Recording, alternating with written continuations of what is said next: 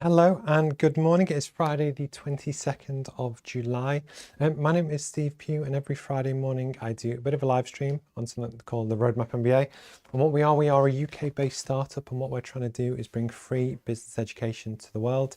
Every Friday morning we do a bit of a live stream. So this is live. It's actually 9 o'clock here in the UK. And what we do, and what I tend to do, is talk about interesting stuff from the week, or stuff that I hope is interesting, with the hope that we kind of talk about business and careers and entrepreneurship and stuff like related to business strategy and ideas, with the idea that these things can plant a seed in you to really help you grow and develop and almost just think about your career or business in a different way.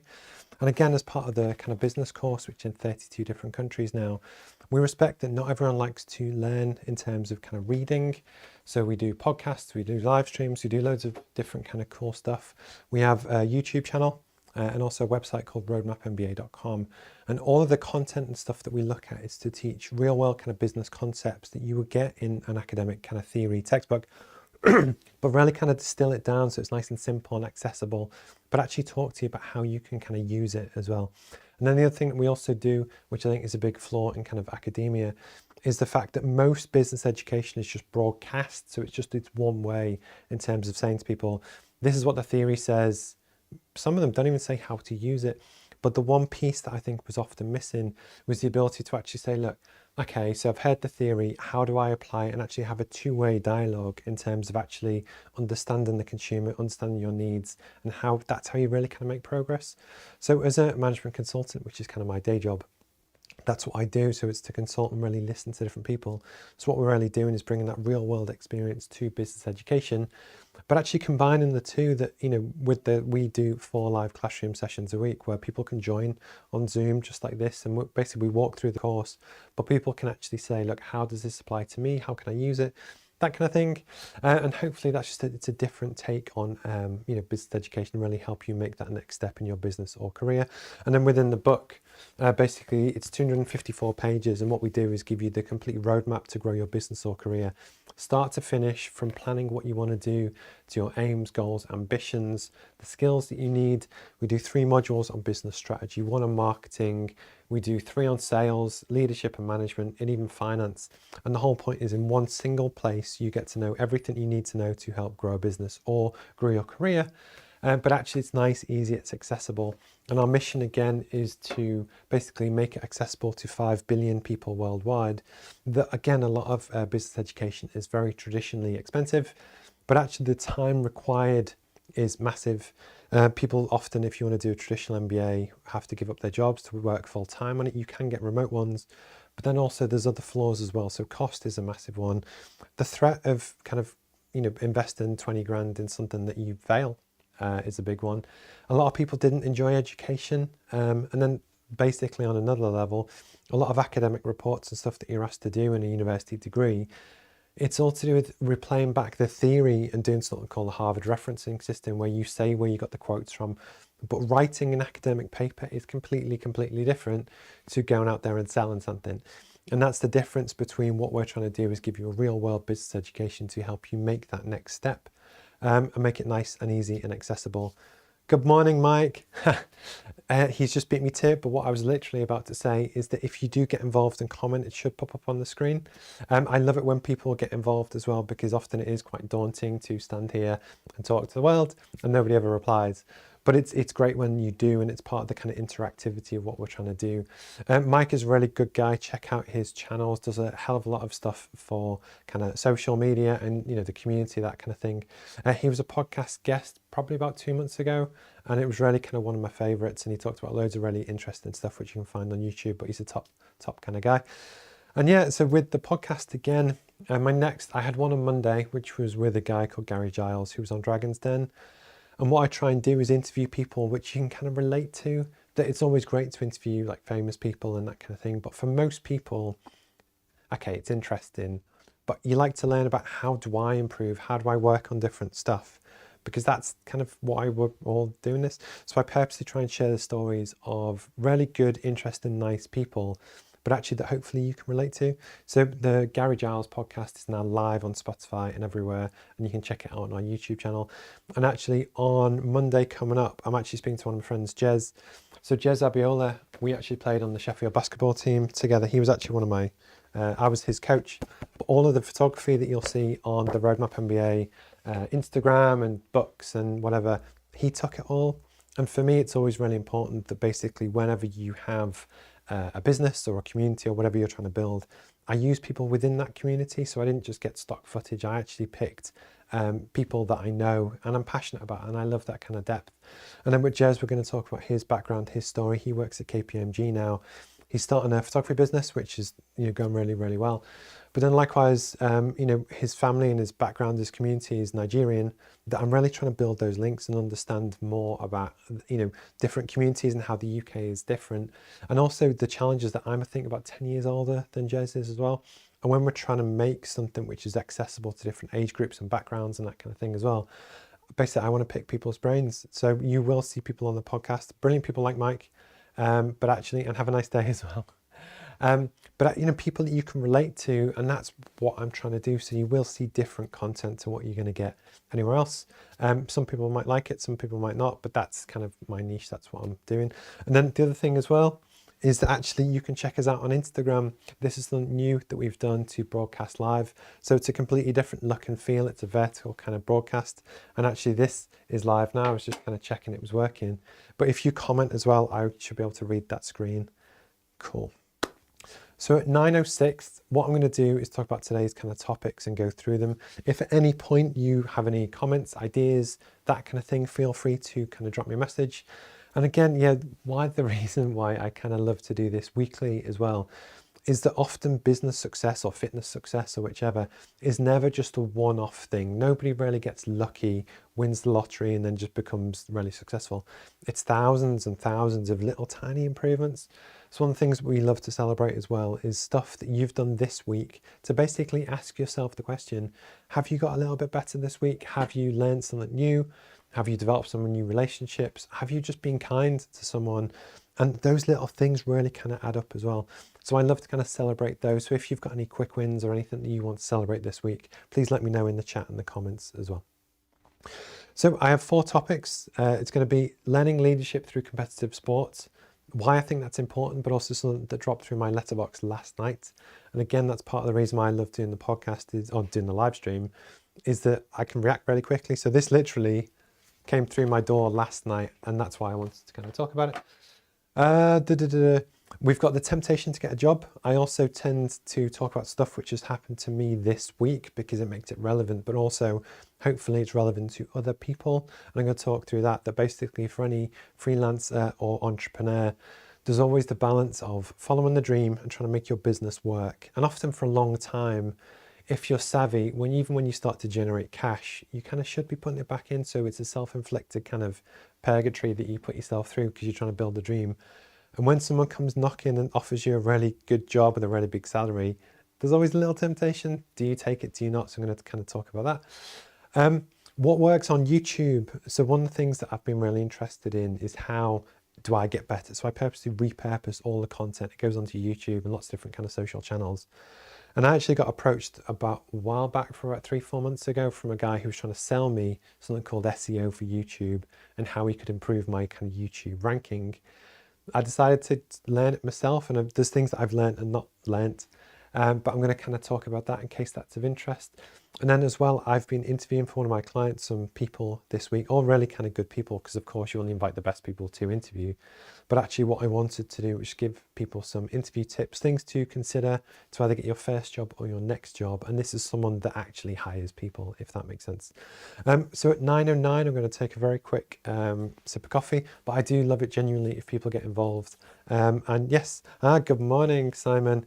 Sorry, I am going to jump between my phone because my Instagram comments don't show up on my screens, but they do on this. But hi, Liam. Hi, Simon. Good. I appreciate, and I know as a techie, Simon, that you'll appreciate trying to broadcast to different streams, and it is actually surprisingly difficult to take the landscape broadcast that normally goes out and you'd see, turn it into portrait, put it on completely different platforms, and I'll get better.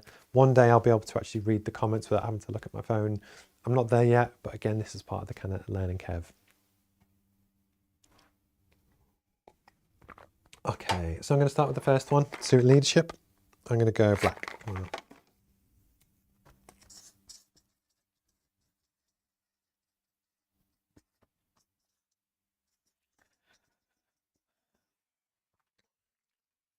So one of the things that I've always been really keen in, and actually I've been thinking about this morning, it's whether it comes naturally or it's a type of person that does sport or whichever.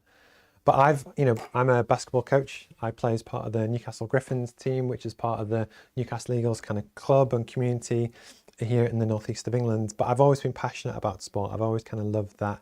And even when I was growing up, basically I was in Cubs and Scouts, and I've always loved the teamwork stuff and that kind of thing.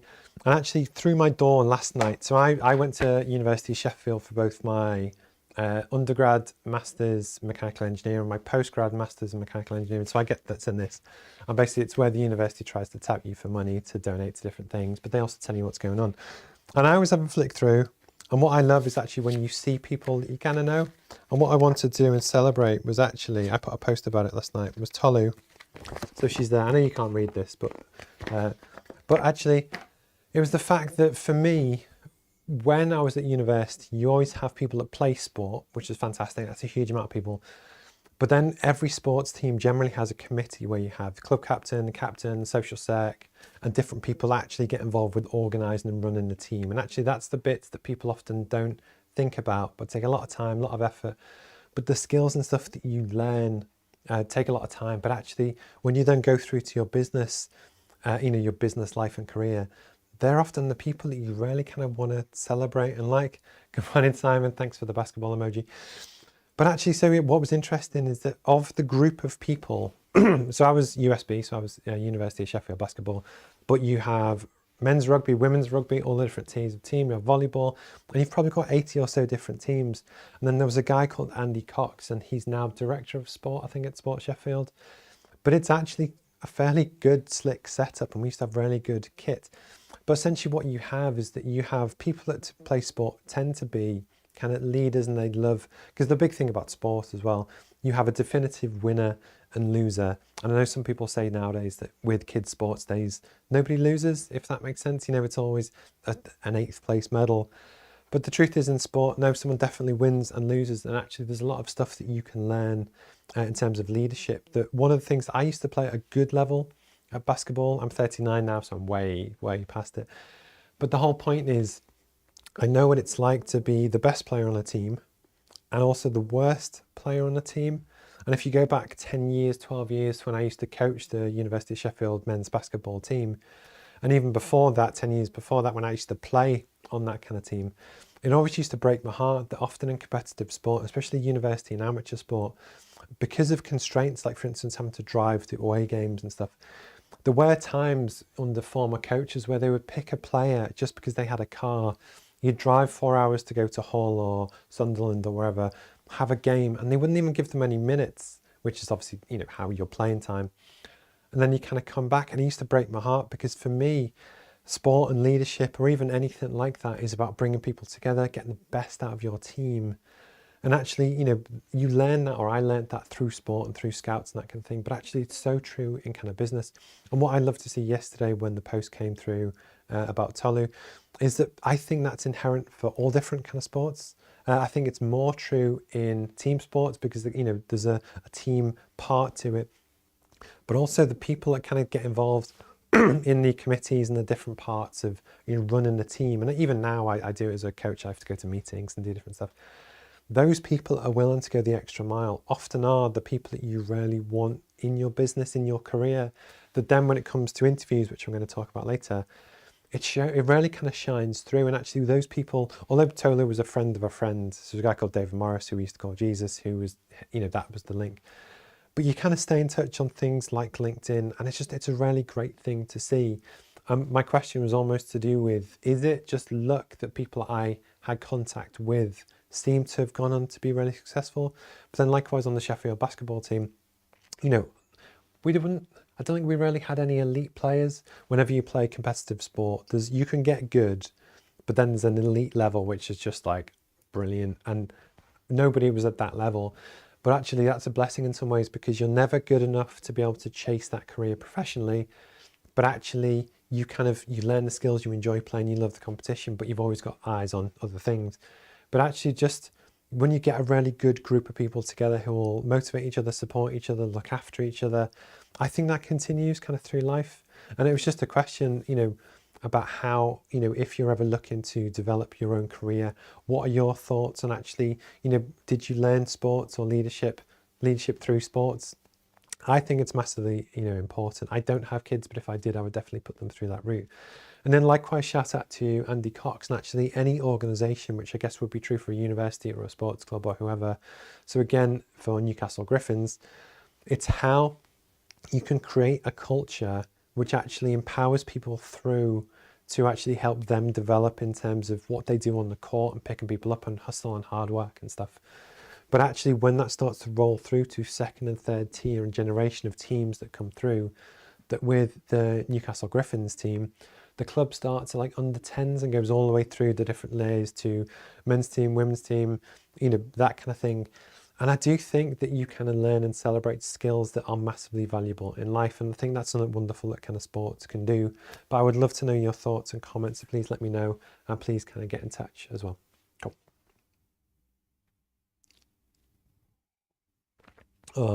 How's everyone's week been? In the UK, we had 2 mega hot days this week. Monday, Tuesday, I think we hit 40 degrees here in the UK, which I know to some people in Nigeria or Indonesia think that that's like an everyday temperature, but here that's a lot.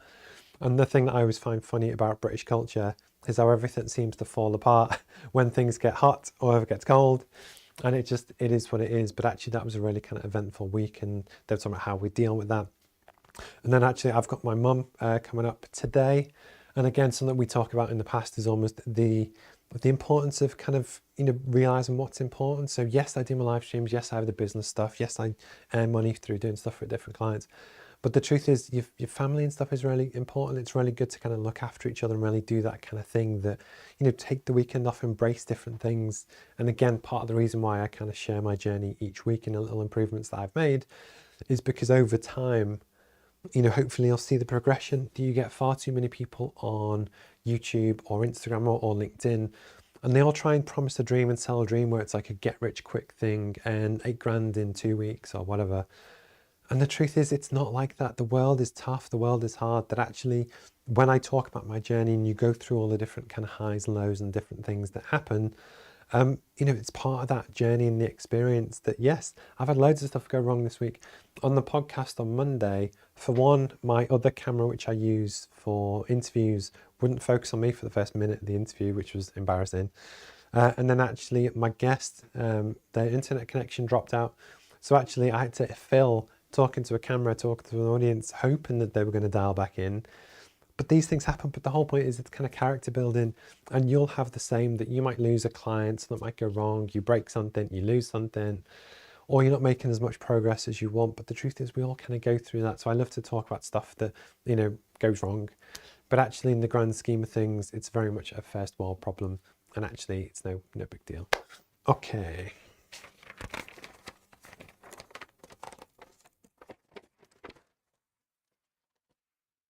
Okay, so next I'm going to go on to, yeah, okay.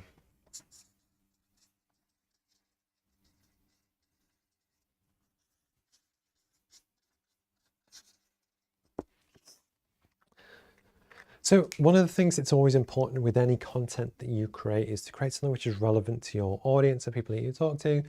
And often, if you can, try and pick a topic which actually people relate to, if that makes sense. So that yes, you can pick up, I could do topics on sales strategy all day, every day, but that's fine. And if you want that, you can pick up the book and go through it all, and all the content's going to be free online, so that's fine. What I love to do is talk about stuff that you can't really cover and that kind of thing. And again, picking on real stuff that hopefully people relate to, and let me know in the comments if this does. But for instance, so I started the business, I started to work for myself this time, October 2019, so it was pre-pandemic. And I had a dream to, do the management consultancy. I love working with different people. I like using my brain and feeling part of different people's teams. So I did that, and obviously I still do that. That's what pays for everything. And then I started to write the book, and I properly launched the book and the roadmap in terms of its first form about a year and a bit ago, which is quite good if you look back to say that we're in 32 different countries now. But it's when you kind of go through that journey. But the whole point of when you kind of launch a business is that you tend to, and you definitely should, have some savings. And then actually it's going to take you a while to win your first few customers and actually kind of get to the point where you're making money each month, and then it starts to grow, and then you build the business kind of from there. But it is hard, it's very tough. And actually at the moment, although my revenue is really good, I purposely by choice reinvest the money back in to advertising and branding, websites, apps, and to keep evolving the machine, because that's part of the dream that I want to do. But actually, but actually one of the really things that kind of gets that is that you can have a mission, have a passion, and you're working hard towards it. And for a lot of people, they probably don't earn as much money as they kind of want to or hope to. So at some point, somebody comes knocking, and I had someone approach me 2 days ago to say, "Hi Steve, there's this job that's come up. It's really impressive job title. You can manage a budget of £100 million. You could do this, this, and this. It's in this sector. Are you interested?"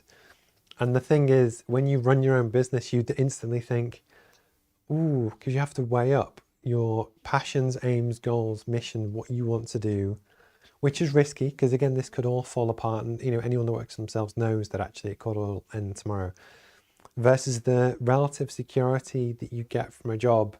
It's easier, it'd be less hours, it's less stressful, etc. And you constantly have this battle. And I think that the truth is, and something I wanted to talk about, is that online you will always see people that almost say, you can't have a plan B, you need to burn the boats. If you launch a business, you can't have a get out clause, da, da, da, da, da. But I think that misses the point, that it has to be what's right for you. The big thing that I always think of, which kind of comes in from Cubs and Scouts, is that I just try and do my best. So if I get through today and I've done my best, and I've done my best up until now, I don't mind if it fails. And actually then with a clear conscience, like I could get a job like this one, which is brilliant, and actually be happy with my decision. But likewise, so when people say, oh, you should never quit, you should never do, you have to do what's right for you. And then likewise, if you have a family, you have debts, you have commitments, whatever, there is absolutely no shame at all to do both. You could have a sideline, a side hustle, whichever. But often people only ever talk about how you should never ever do that. And actually someone that was approached this week, I absolutely think you can, and there's nothing wrong with that. But it's just a personal choice. Good morning, Simon. Yes, I'm just talking about catching up on your kind of comment as well.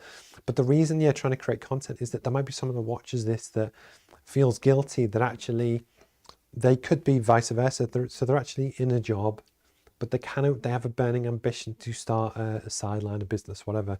In which case I would say definitely, if you can, start it as a side hustle, because it removes the risk of if it doesn't work. But likewise, if you do launch to do your own thing, or maybe it's not what you thought it was, or it's harder than you think it was, or you had a shock, don't put the pressure on yourself to feel guilty. That get out of jail free card is always there. And the most important thing is just being happy. So almost regardless of what does or doesn't happen, do whatever you want is the important thing. But it was just something that I wanted to talk about, just the temptation to get a job. It's there, it's real. There's nothing wrong with it. And then likewise again, so in this instance, although I said to the recruiter, look, it's not one for me, I'm really following my passions and I want to see where this is going to go, I still respect the fact that in, I don't know, 5 years time, 2 years time, I might need someone's help, a recruiter's help, to find a job because maybe this doesn't work. So actually I still try and give value back and recommend people that could kind of do the job, etc.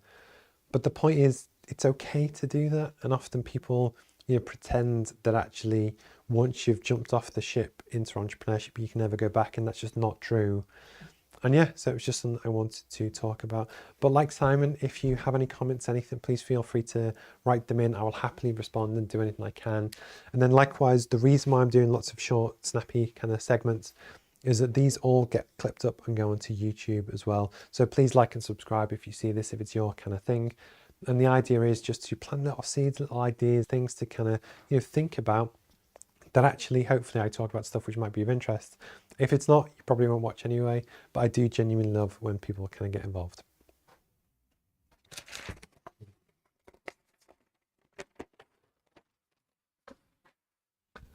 Okay, I'm just going to check Instagram. No, but I appreciate, Simon, it's much easier for me to read when it's on the screen as opposed to on this one. Okay, YouTube.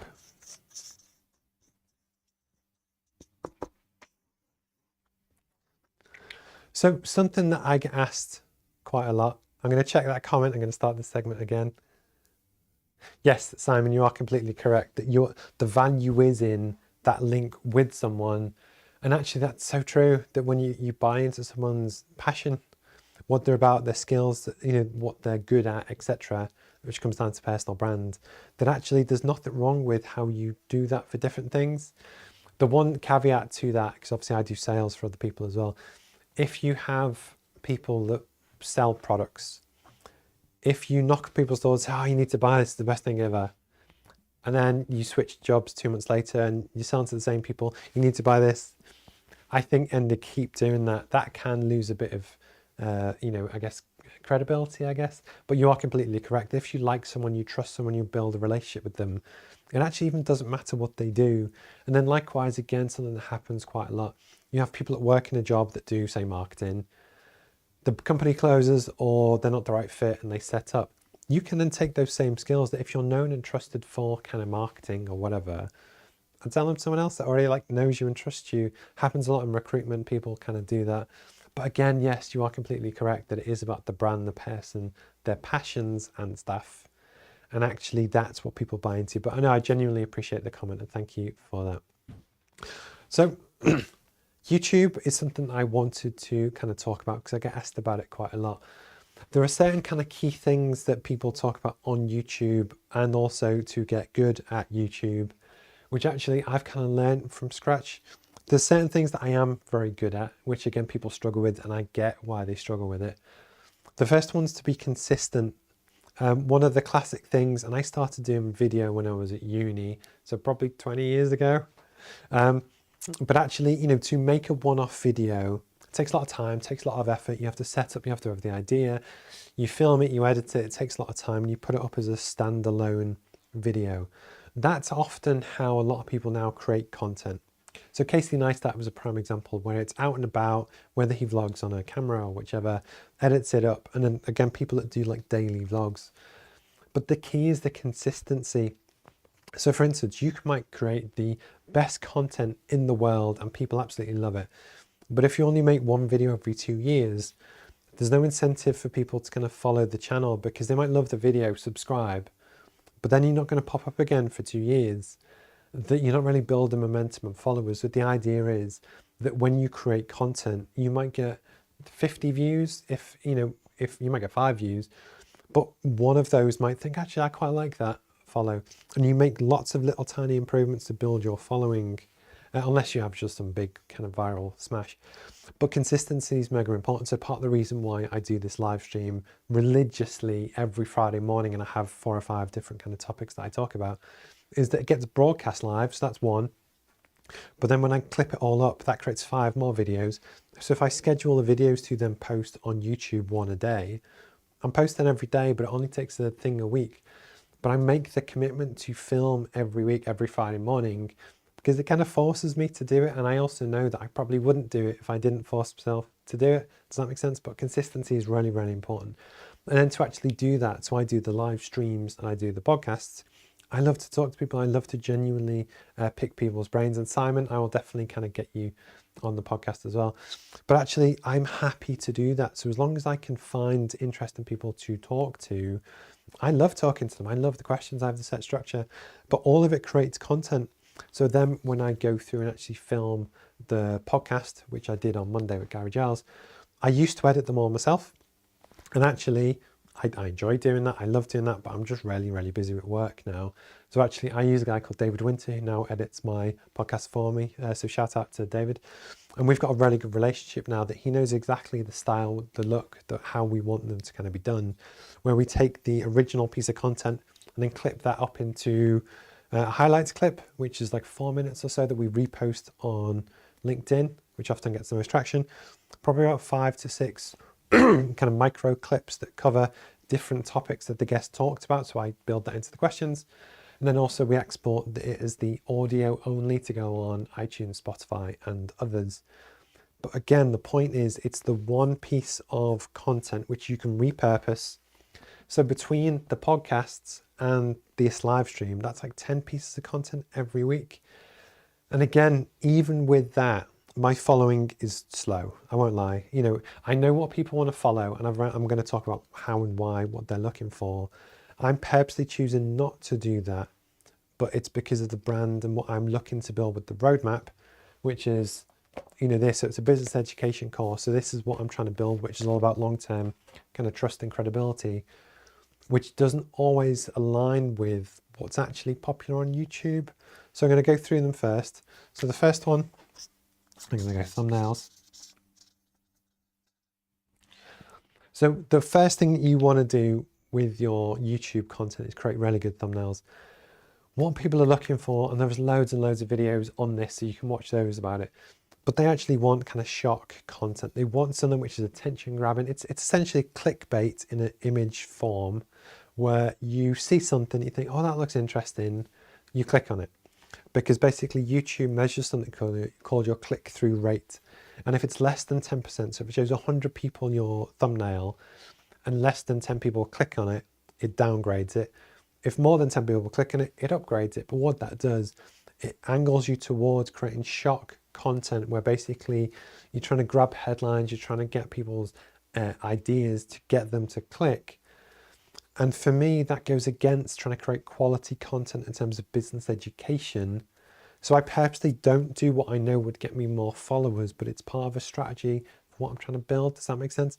But definitely kind of look at your thumbnails. The next one is your SEO. So this is something that I've spent a lot of time kind of working on.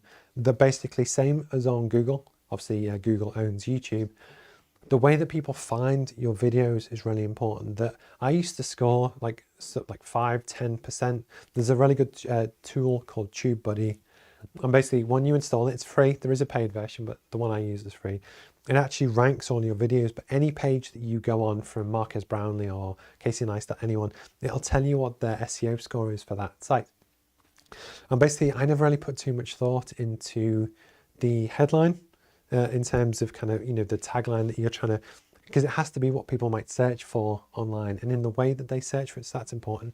You want to match that with the thumbnail. So actually now it reads what the thumbnail is and it wants it to line up. Then you have the body text that sits underneath it, and that needs to match up. And then likewise, as you go down in the advanced settings, there's something called tags. And basically within the tags, it's there that you also want to put, everything that people could possibly search for, and also the categories that you fall into. And if you get all of this right, and you put in your where it was recorded from, the date it was recorded, etc., you score much higher. So the point is, if someone's trying to search for free business education, the hope is that the roadmap and our content, because I'm creating so much of it, will gradually climb that kind of ranks. And it's not perfect, but actually my Tubebuddy score yesterday was 100 out of 100, which is brilliant. And that was for some of the Gary Giles content that we put out on Monday, but it used to be crap.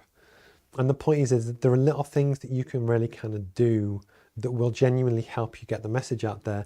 And there's a big thing between whether you're going for views, which some people actually want to build a business just on YouTube, which is predominantly about views and ad revenue. So prime example, so on YouTube, even though I've got just over 2,000 followers on YouTube, my AdSense revenue is like 10, 20 quid a month. It's next to nothing. You have to genuinely get into like the hundreds of thousands and millions of views to make a career off it. Some people do, people like Mr. Beast are incredible. But the point is they purposely play the game to actually teach you to get views, if that makes sense, because that's their business. The reason why I want to talk about this is that my business is actually to do with this and the stuff behind it. I just happen to have a YouTube channel, and it'll be the same for you whether you choose to play that game in terms of don't just go for views for the sake of views. It's all about the credibility of the content and the flow through, if that kind of makes sense. And then last but not least, before I come to the comments, I just don't want to ruin the segment for YouTube when I clip this up, so apologies, is that for me, so one of the things that I love to do, and you can probably tell when you watch the streams or you watch this or you just look in this room, I genuinely love tech. I love cameras, I love lighting, I love Macs, I love streaming, I love OBS. I love it.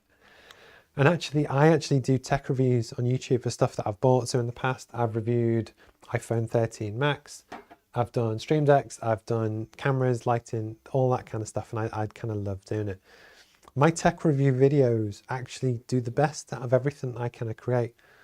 But the truth is, I do it for fun. I don't do it because, you know, I try and make money off it, if that kind of thing. And the science would say, and the proper YouTubers would say, I should have a separate YouTube channel and a separate business streaming channel, and even maybe a separate podcast channel. But that's true if that's your longer term goal, to actually make money off YouTube as your income. I actually don't want to do that. So for me, the business and the consultancy is what actually pays my bills. I actually do all the rest of it for fun. And then because of that, you know, people get to know a bit more about me and what I'm about and the stuff that I do. And yeah, if you're interested in tech, great, fantastic. You know, you might learn something. But the point is, there's a lot of stuff that works on YouTube and people will teach you to do to get the most views. But actually, for you, that might not be the right thing to do. So I hope that kind of makes sense. I'm just going to jump to the comments. Hi Jack, cost-wise, would you recommend starting with an audio podcast and building to vlogs, or just dive in? Great comment. And sorry, I just kind of caught that up. I record mine, as far as the guest is concerned, on Zoom.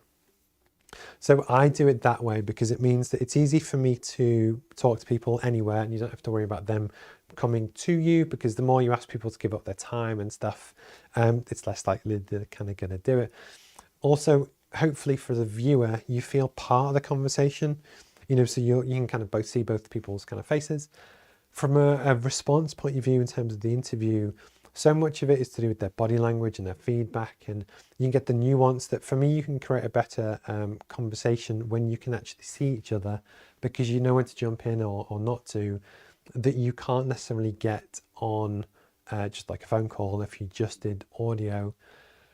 So because of that, I've said it to my clients as well, you could start a podcast to do whatever topic you want. Find something that you're really passionate to talk about, invite guests on Zoom, and then record that conversation. And then you can easily stick a PNG overlay over the top of that to actually kind of turn that into video content. You can export the audio to then go on Spotify, but actually it's the same amount of work for you to record it, if that kind of makes sense.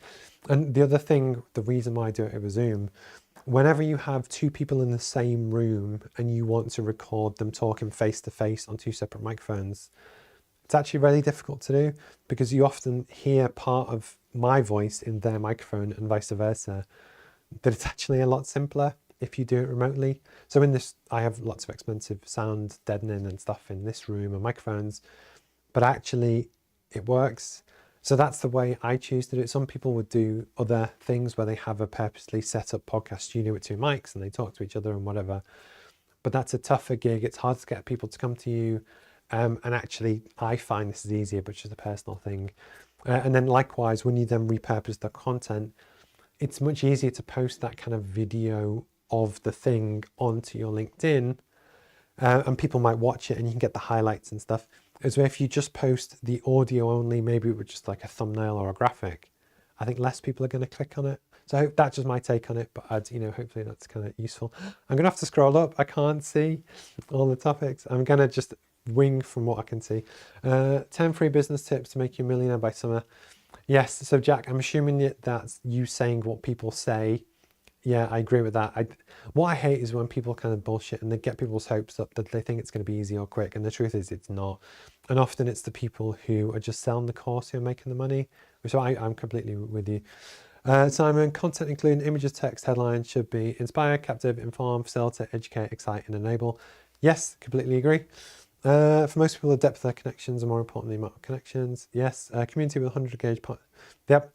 Sorry, I'm just going through this all. Hi, hello from Thailand as well. Did the pack arrive? I'd love to know. I know I sent it a few weeks ago now. That all makes sense. Might even kill two birds with one stone. Jack, I 100% agree with that. And that's the one thing, again, whenever you start whatever your kind of passion project is, it's having the time to do it. So for instance, I have, even since I've been talking, I've seen that my chairman has tried to ring me now for a clean tech business that I work with. The point is, you always have people and things that take your time, because that's what pays your wages, and you have to balance all of that. So actually, if there are ways to streamline it down and have something, trust me, it helps. And the busier you get, the better it works. And then likewise, have something that you're passionate and will be happy to kind of talk about. For me, I love business strategy. I love working things out, which is what I'm really passionate about, and I happen to be quite good at it. the content and the stuff that I talk about on the stream is stuff that's happened this week, that actually that's what gives me the content. So I make some notes and I kind of just wing it. But I'm happy to do this every week. That is to create the content. I think sometimes people, they want to create something, but it's not something that they're actually that interested in, and they lose passion for it. Because on YouTube, I'm up to like 930 videos now. I mentioned before how each week I create like 10 or 12 from 2 hours, 3 hours work. But the point is, it does take a while to kind of catch, that unless you're some viral sensation, you need something that you're passionate and happy to do. But definitely happy to help any way I can as well. But I do genuinely appreciate the comments. It's so funny that so many times in the past, I stand and talk for 40 minutes and nobody comments and nobody replies. So it's always great to see the kind of just progress and stuff. But I genuinely kind of do appreciate it. And no more comments on Instagram as well, but I do appreciate that as well. Okay, I'm gonna have a quick sip. And actually what's also a bit of progress is that now, I've been doing these for a year, maybe, I'm not sure, a while. That's the first time I think I've ever actually gone through one page of scrolling that is fantastic. It's all these little things that it does break your heart a little bit when you stream and nobody comments and nobody gets involved, because, you know, you have to just keep going. But actually it's brilliant when people do. And for me, that's a little win that I'm really kind of going to celebrate this week. But I love getting involved and trying to add value. For me, that's the whole point, is that when people talk for the sake of talking, I'd love to answer questions. And Jack, again, or anyone, if there's any topics or anything you want me to talk about, just ask, just let me know and I'll happily kind of cover it.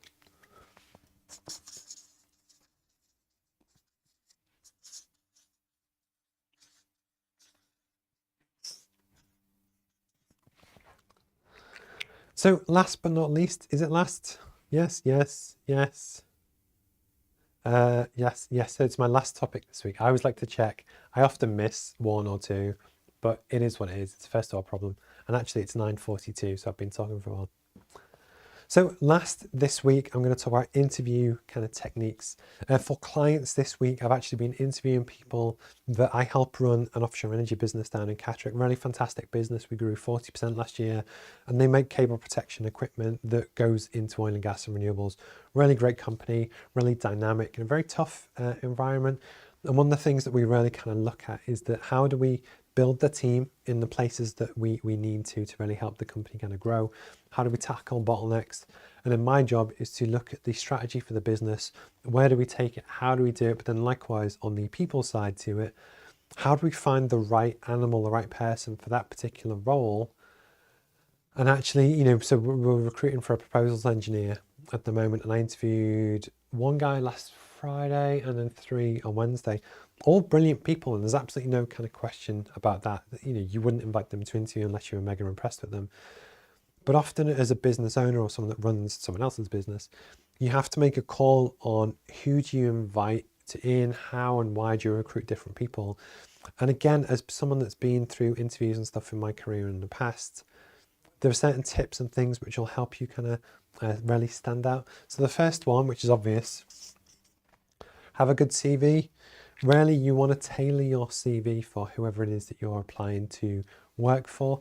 If you have relevant experience, which is relevant to the person you're targeting, bring it out, put it in, because often when I'm reading through CVs, personally, I don't mind if it's 1 page or 6 pages. Because I actually give it about the same amount of time and I'll just skim through it. I know some people say it should only be 2 slides because people only give it 20 seconds.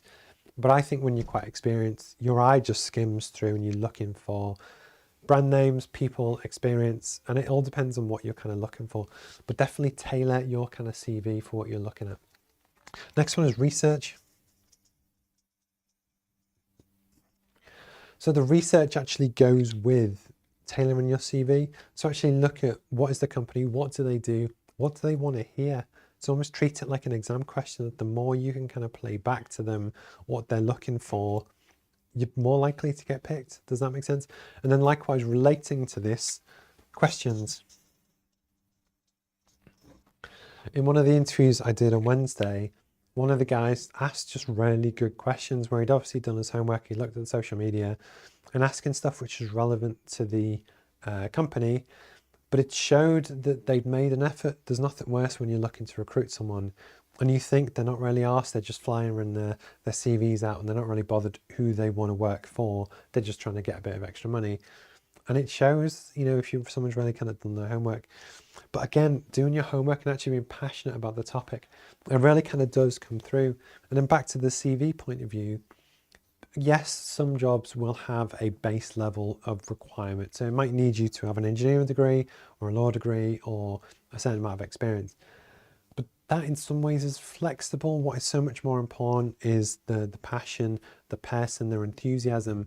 And that really kind of comes through.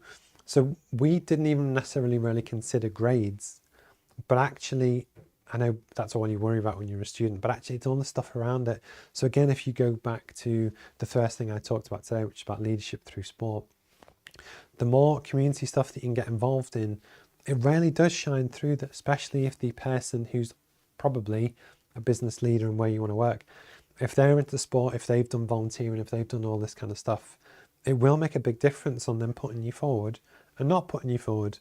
And that's just kind of really important. Next is how you dress. So actually, although a lot of interviews now, or at least first interviews, are on Zoom or remotely, dress as you would for the interview or what you think is appropriate for the position. It just shows you've made an effort, and actually all these things do kind of add up. And then likewise related to this, and it's all about the appearance, the feel that you give the interviewer.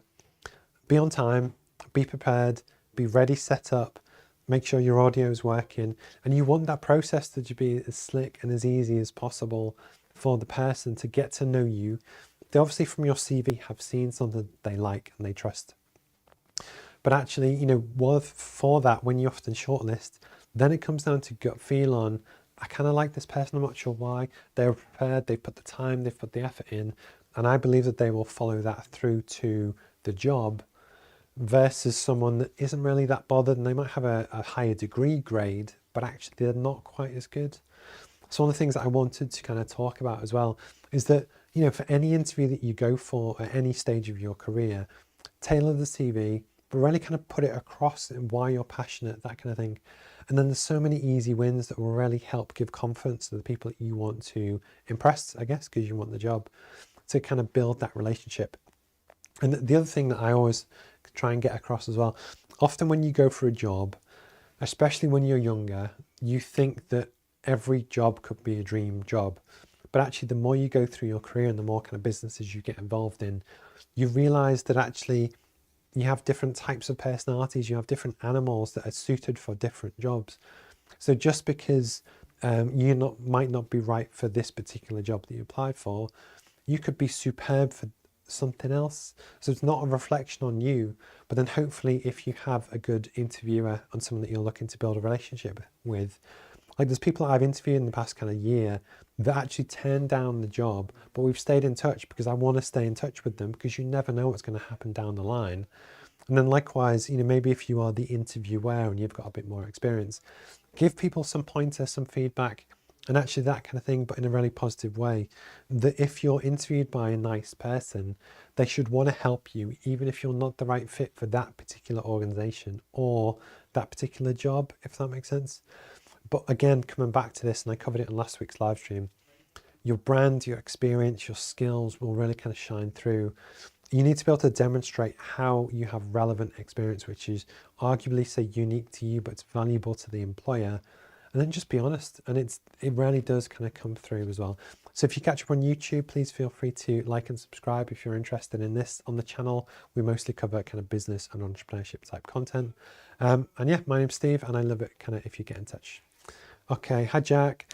Could you maybe speak on how to quickly build your influence? I'd like to reach a level where I can screen and qualify for my author mastermind community rather than just cold outreach.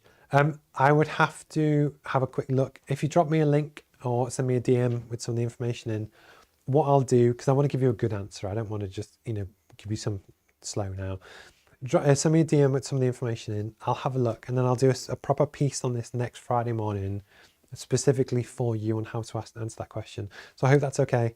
But no, I'll definitely kind of help and stuff any way I can.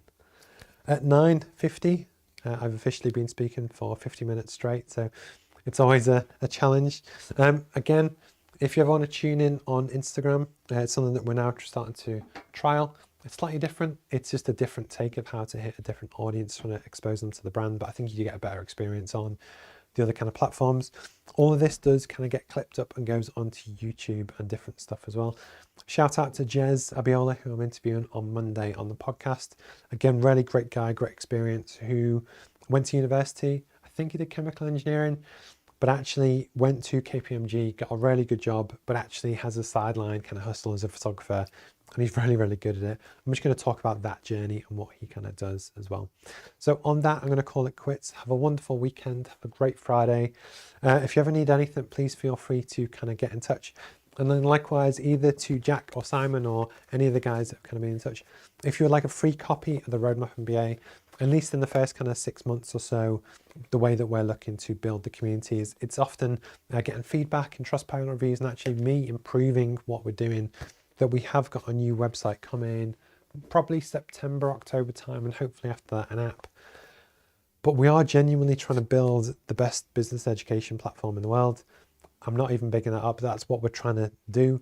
We want it to be accessible, so it will be free access to everyone in the world in terms of all of the kind of pre-recorded materials, digital book, that kind of thing. And it'll be the live classroom sessions that people kind of pay for. But actually, you know, I'm happy to send them out to people just because it's part of that learning curve for me, that it's how I iterate and improve, get, you know, case studies and if people enjoy it and that kind of thing. And then likewise, if there are areas to improve, trust me, I do it as well. So thank you for your time as always. Yes, Jack, definitely send me a message and I'll do a proper kind of segment on it next week. I just think that's the best way to kind of do it. Cool. Have a great Friday. Have a great week and I'll speak to you soon. Cheers guys. Bye.